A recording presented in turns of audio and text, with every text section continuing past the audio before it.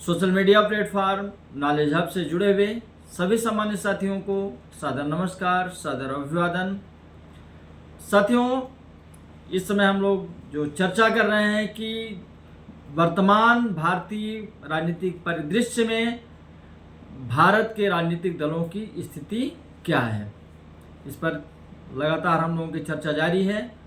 और हम लोगों ने देखा कि बहुत से दल जो राष्ट्रीय राजनीतिक दल का दर्जा प्राप्त थे, क्या उनके सामने ऐसी स्थिति आई कि उनका जनाधार घटा कि वो आज की डेट में या तो क्षेत्रीय दल के रूप में है या क्षेत्रीय दल के रूप में भी बने रहने के लिए वो संघर्ष कर रहे हैं, अस्तित्व के संकट से गुजर रहे हैं। तो कुछ दलों के बारे में चर्चा हो चुकी है और आज हम एक ऐसी पॉलिटिकल पार्टी, एक ऐसे राजनीतिक दल की चर्चा करेंगे कि जो एक विचारधारा पर आधारित पार्टी है और इसका गठन ब्रिटिश भारत में ही हो चुका था और एक लंबे समय तक भारतीय राजनीति में इस पार्टी ने अपनी प्रभावशाली उपस्थिति दर्ज कराई।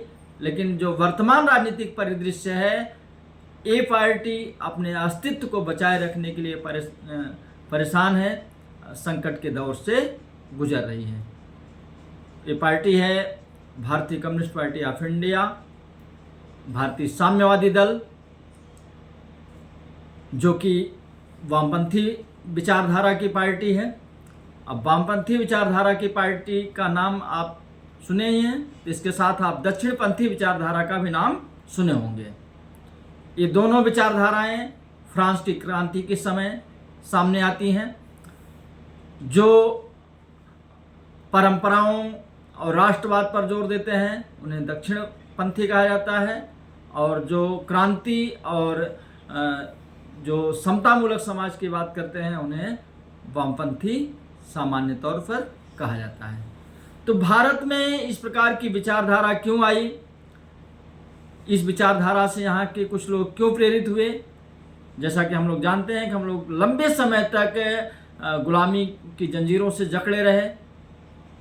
हमें समानता, सुनता, अधिकार, न्याय, इन सब से हम लोग, हमारा जो समाज का एक बहुत बड़ा भाग था वो अनभिज्ञ था। और शायद इसीलिए कुछ लोगों में ये चीज़ आई कि क्यों ना यहाँ भारत के लोगों के उद्धार के लिए, कल्याण के लिए इस व्यवस्था को अपनाया जाए और सत्ता अगर हाथ में आए तो कानून के माध्यम से समतामूलक समाज बनाया जाए। देखिए, राष्ट्रीय आंदोलन के समय 1885 में कांग्रेस की स्थापना हो चुकी थी, 1906 में मुस्लिम लीग की स्थापना हो चुकी थी, 1916 में हिंदू महासभा की स्थापना हो चुकी थी, और 1917 में जब सोवियत संघ का गठन होता है और उससे प्रभावित होकर के 1920 में ताशकंद में कुछ भारतीयों द्वारा प्रयास किया जाता है कि वामपंथी विचारधारा की पार्टी का गठन भारत में किया जाए, लेकिन संभव नहीं हो पाया। और 26 दिसंबर 1925 ईस्वी में कानपुर में मानवेंद्र नाथ राय जी और सिंगारवेलु चेट्टियार के द्वारा इस पार्टी का गठन किया गया, जिसका नाम दिया गया भारतीय कम्युनिस्ट पार्टी ऑफ इंडिया, भारतीय साम्यवादी दल। धीरे धीरे इस पार्टी ने अपना जनाधार बढ़ाना शुरू किया और जब आज़ादी के बाद भारत गणतंत्र बना और यहाँ पर 1951-52 में पहला आम चुनाव हुआ। पहले मैं बताया हूँ कि उस समय कुल 14 राष्ट्रीय दल थे और 39 क्षेत्रीय दल थे, और इन 14 राष्ट्रीय दलों में कांग्रेस को सबसे ज़्यादा सीटें मिलती हैं, 364 सीटें मिलती हैं, और कांग्रेस पार्टी की सरकार केंद्र में बनती है। लेकिन जो दूसरा सबसे बड़ा दल है, पार्टी है, देखिए वो वामपंथी विचारधारा वाली पार्टी है, उसको 16 सीटें मिलती हैं, और अन्य जो भी राष्ट्रीय दल हैं, क्षेत्रीय दल हैं, इससे कम ही स्थान सभी को मिलते हैं। तो भारतीय कम्युनिस्ट पार्टी की स्थिति 1957 के चुनाव में भी रहती है, दूसरे स्थान पर है 27 सीटों के साथ। 1962 के चुनाव में भी ये फिर दूसरे स्थान पर 29 सीटों के साथ है। और बीच में देखिए तो 1957 में जब राज्य पुनर्गठन आयोग की रिपोर्ट के आधार पर बहुत सारे राज्यों का गठन होता है। उसमें केरल का भी गठन होता है, त्रावणकोर, मालाबार और कोचीन को मिलाकर। और पहली बार जब 1957 में वहाँ पर विधानसभा का चुनाव होता है, जहाँ पूरे देश के जो भी राज्य हैं वहाँ पर कांग्रेस की सरकार बनती है, केंद्र में कांग्रेस की सरकार बनती है। लेकिन केरल एक ऐसा राज्य है जहाँ पहले ही चुनाव में वामपंथी विचारधारा की जो पार्टी है, भारतीय कम्युनिस्ट पार्टी है, उसकी पार्टी सबसे ज़्यादा सीटें जीत कर आती है। और वहाँ पर पहली गैर कांग्रेस सरकार का गठन होता है। EMS नंबूदिरीपाद जो कम्युनिस्ट पार्टी के बड़े नेता हैं, वहाँ के मुख्यमंत्री पद को धारण करते हैं। और अब आगे देखिए, 1962 तक लगातार भारतीय कम्युनिस्ट पार्टी लोकसभा में दूसरे स्थान पर रही।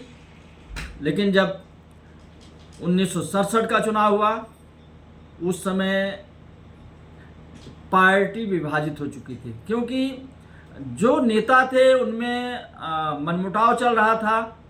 और 1962 में जब भारत और चीन का युद्ध होता है, चीन भारत के ऊपर आक्रमण करता है, तो इस आक्रमण को लेकर के पूरी कम्युनिस्ट पार्टी दो खेमे में बढ़ जाती है। एक खेमा चीन का समर्थन करता है, दूसरा विरोध करता है। और इसी आधार पर इसके जो 32 बड़े नेता हैं, जिसमें EMS नंबूदिरीपाद हैं, हरकिशन सिंह सुरजीत हैं, BS अच्युतानंदन हैं, इस ढंग के बहुत सारे नेताओं ने क्या किया, 1964 में जो वर्तमान कोलकाता है वहाँ पर एक नई party, communist party of India Marxist के नाम से पार्टी का गठन करते हैं। और उसका प्रभाव सीधे सीधे कम्युनिस्ट पार्टी ऑफ इंडिया पर पड़ता है, उसका जनाधार कमज़ोर होने लगता है। और जो पार्टी 1962 के चुनाव में लोकसभा में 29 सीट पाती है, 67 के लोकसभा चुनाव में अब उसको केवल 23 सीटें मिलती हैं, क्योंकि 19 सीटें मिल जाती हैं CPIM को। और देखिए लगातार अब जनाधार घटता जा रहा है। और जो केरल में CPI की सरकार थी, बाद में वहाँ उस सरकार पर भी क्या होता है, CPIM का कब्जा हो जाता है और ये गठबंधन में रहने को मजबूर रहती है। 71 में फिर देखिए सेम स्थिति है, जो 67 में पाती है 23 ही सीट पाती है। और इसी के साथ जो CPM है उसको 25 सीटें मिल जाती हैं। 77 में इसका बहुत बुरा हाल होता है, CPI का मात्र 7 सीटें ही इसको मिलती हैं। 80 के चुनाव में भी 11 सीटें पाती है, 84 में मात्र 6 सीटें पाती हैं, 89 के चुनाव में से 12 सीटें, 91 के चुनाव में से 14 सीटें। और 1996 का जो लोकसभा चुनाव होता है, जब त्रिशंकु लोकसभा होती है, और 12 सीटों के साथ अपनी उपस्थिति दर्ज कराती है पार्टी। और एक बहुत बड़ी बात क्या होती है कि अटल बिहारी वाजपेयी जी जब 13 दिन के बाद इस्तीफा दे देते हैं, तो जो नई सरकार का गठन होता है संयुक्त मोर्चा के नाम से, उस सरकार में इस पार्टी की भागीदारी होती है।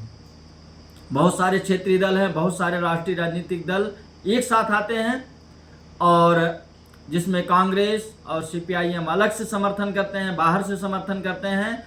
और इस सरकार में जब देवगौड़ा जी, HD देवगौड़ा जी जब प्रधानमंत्री बनते हैं, तो उस सरकार में जो CPI के उस समय के महासचिव हैं इंजीत गुप्त गृह मंत्री बनते हैं, और इंद्र कुमार गुजराल के समय तक रहते हैं। और दूसरे नेता चतुरानंद मिश्र हैं, वो दोनों प्रधानमंत्रियों के समय कृषि मंत्री रहते हैं।